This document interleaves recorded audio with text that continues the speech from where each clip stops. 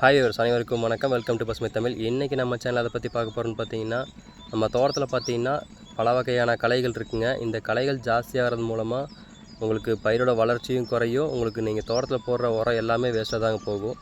அந்த களைகளை கட்டுப்படுத்துறதுக்கு பல வழிமுறைகள் இருக்குது. அது எப்படி என்னென்னு பார்க்க போகிறோங்க. ஸ்டார்டிங்லேயே பார்த்தீங்கன்னா களைகள்லாம் சின்ன சின்னதாக இருக்கும்போது உங்களுக்கு வேரோடு பிடுங்கிட்டிங்கன்னா உங்களுக்கு களை கட்டுப்பாடாகுங்க. பெருசாகிடுச்சுன்னா உங்களுக்கு அதை ரிமூவ் பண்ணுறது ரொம்பவுமே கஷ்டமாக போயிருங்க.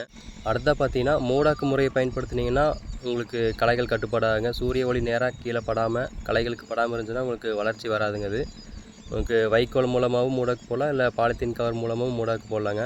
இந்த மாதிரி பல வகைகள் இருக்குதுங்க. அது போக நீங்கள் பெரிய வெள்ளாமை, அதாவது வருஷத்துக்கு ஒரு முறை சாகுபடி பண்ணுற மாதிரி வெள்ளாமை போட்டு இடையில எந்திரங்கள் மூலமாக நீங்கள் களையை கண்ட்ரோல் பண்ணலாங்க. களைகள் ரொம்பவுமே ஜாஸ்தி ஆயிடுச்சுன்னா நீங்கள் மருந்து மூலமாக தான் ரிமூவ் பண்ணி ஆகணுங்க. மருந்து அடிக்கிறது பார்த்திங்கன்னா அளவாக கண்ட்ரோலாக கொண்டு போயிட்டீங்கன்னா பிரச்சனை இல்லைங்க. மருந்தோட அளவு ஜாஸ்தியாக போச்சுனாலும் உங்களுக்கு விளைச்சல் பாதிக்கப்படுங்க. மேலும் இது போன்ற சுவாரஸ்யமான தகவலுக்கு நம்ம சேனலை சப்ஸ்கிரைப் பண்ணி ஃபாலோ பண்ணிக்கோங்க. நன்றி, வணக்கம்.